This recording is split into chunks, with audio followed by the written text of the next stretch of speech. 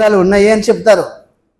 దేవుడు ఏం చెప్తాడంటే దేవోక్తులు, అంటే దేవుని కూర్చిన దేవోక్తి ఎవరైనా బోధించాలంటే యూదులు మాత్రమే బోధించాలా, మరి ఎవడు బోధించడానికి సాధ్యం కాదు. ఆ దేవుని వాక్కులు యూదులు మాత్రమే, వారికి మాత్రమే దేవుడు అందించాడు ఆ జ్ఞానం. అందుకనే ప్రపంచంలో యూదులకు ఉన్నంత జ్ఞానము ప్రపంచంలో ఇంకెవరికి లేదు. ఇశ్రాయేల్లో చాలా జ్ఞానవంతులు. అందుకనే దావీదు కుమారుడైన సొలొమోను రాజు ప్రపంచ దేశాలకే అధినేత. అంతేకాకుండా ఆయన గొప్ప జ్ఞానవంతుడు. అతని జ్ఞానం వినడానికి భూదిగంతం నుండి వచ్చేవారు. 4 దిశల నుండి వచ్చి ఆయన జ్ఞానం విని వెండి బంగారాలు బహుకరించారు. రక్షణ యూదుల్లో నుండే కలుగుచున్నది. యేసు అంటే రక్షకుడు, క్రీస్తు అంటే ఆ రక్షకుడు ప్రభు అయిన యేసుక్రీస్తు ఆ యూదా గోత్రంలోనే పుట్టాడు. మీకు తెలుసు, కొంతమంది తెలవు. వారిలో మొదటివాడు రుబేను, రెండవవాడు సిమోను, మూడవవాడు లేవి, 4వవాడు యూదా. ఈ యూదా అనే గోత్రములోనే యేసు ప్రభు వారు వచ్చారనమాట. యూదా గోత్రంలోనే. అందుకని యూదా తామారులందు పెరేసును జెరూహను కనెను, పెరేసు యెస్రోమును కనెను, యెస్రోము ఆరామును కనెను, ఆరాము అమ్మినాదాబును కనెను, అమ్మినాదాబు నైసోనును కనెను, నైసోను సల్మాన్ను కనెను, సల్మాన్ రాహాబునందు బోయేజును కనెను, బోయేజు రూతునందు ఓబేదును కనెను, ఓబేదు యెస్సయిను కనెను, యెస్సయ రాజు అయిన దావీదును కనెను. ఈ చరిత్ర అంతా కంటతో చెప్తాను నేను. అది నా గొప్పతనం కాదు, దేవుడిచ్చిన జ్ఞానం.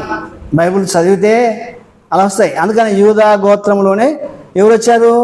కన్య మరియ గర్భమందు యేసుక్రీస్తు వారు జన్మించారు. ఆయనే రక్షకుడు. అందుకని యూదుల్లోనే రక్షణ వస్తుంది. తన గురించి చెప్పుకుంటున్నాడు, కానీ బహిర్గతంగా చేసుకోలేదు. కాబట్టి రక్షణ యూదుల్లోనే వస్తుంది. అయితే యథార్థముగా ఆరాధించేవారు ఆత్మతోనూ యథార్థముగా ఆరాధించారు. మనం యథార్థవంతులను చూసాము ఎక్కడైనా? అంటే మనం ఉన్నప్పుడు ఒక మాట మాట్లాడతాం, మనం లేనప్పుడు మరొక మాట యథార్థంగా మాట్లాడే వాళ్ళు చాలా తక్కువ. దేవుణ్ణి ఎవడైనా ఆరాధిస్తే యథార్థంగా ఉన్నది ఉన్నట్టే చెప్పాలి. నేను కూడా చెప్పాలి అదే విధంగా. మీరు తప్పు చేశారనుకోండి, తప్పును ఖచ్చితంగా నేను గద్దించాలా, ఖండించాలా, బుద్ధి చెప్పాలి. అది దేవుని మాట చెప్పేది. కాబట్టి మీరు ఏమన్నా అనుకోవచ్చు, ఉన్నదాన్నే సత్యం చెప్తే నాకు మేలు జరుగుతుంది. ఒకవేళ నేను దాచిపెట్టి చెప్తే మీకు మిమ్మల్ని సంతోషపెట్టే విధంగా చెప్తే ఆ కీడు నా మీదకి వస్తుంది. అందుకు నేను ఆత్మతోనూ సత్యంతోనూ ఆరాధించాలి. తండ్రిని ఆరాధించేవారు యథార్థంగా ఆరాధించాలట. యథార్థం అంటే మనం బైబిల్లో చూస్తాం. ఎవరు కొంతమంది యథార్థపరులు ఉన్నారు, యథార్థవంతులు ఉన్నారు, భక్తులు యథార్థవంతులు. యోబు గారు ఎలాంటి వాడు? ఏబును గురించి ఎన్నోసార్లు మనము వాక్యం బోధించినప్పుడల్లా ఆయన జ్ఞాపకం చేస్తాం. ఆయనే కాదు, దావీదు, అలాగే మరి సొలొమోను, ఇక చాలామంది భక్తులు, యోసేపు, యాకోబు, ఇస్సాకు, అబ్రహాము, భక్తులు ఎందరో వాళ్ళు యథార్థంగా బ్రతికారు, యథార్థపరులుగా బ్రతికారు. కాబట్టి ఆ యోబుని గురించి మాట్లాడతాం. అతడు యథార్థవంతుడు, రెండవది న్యాయవంతుడు, మూడవది దేవుని యందు భయభక్తులు కలిగిన వాడు, నాలుగవది అసలు చెడుతనమే లేదు. అది సత్యం. అంటే దేవుడు ఆత్మ కనుక ఆయన ఆరాధించేవారు ఆత్మతోనూ సత్యముతోనూ, అంటే ఉన్నది ఉన్నట్టు చెప్పడమే యథార్థత. దేవుని మాట వినువాడు అలా ఆరాధిస్తాడు. మనలో అవి ఉన్నాయా?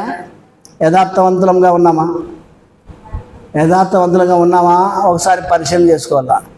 అంటే మనిషిని చూసి ఒక మాట, మనిషిని చూడకముందు నేను పోయిన తర్వాత నన్ను గురించి మీరు చెప్తారు. అట్లా చెప్పకూడదు ఎప్పుడే, కానీ నా ఎదుటనే చెప్పాలా. నేను ఏదైనా తప్పు చేస్తే నన్ను రహస్యంగా గద్దించాలి 1, 2, 3 సార్లు, తర్వాత బహిర్గతంగా కూడా చెప్పాలి. దాన్ని యథార్థత అంటారు. ఉన్నది ఉన్నట్టు చెప్పడమే యథార్థపరుడు అంటారు. ఏమంటారు? యథార్థపరులు దేవుని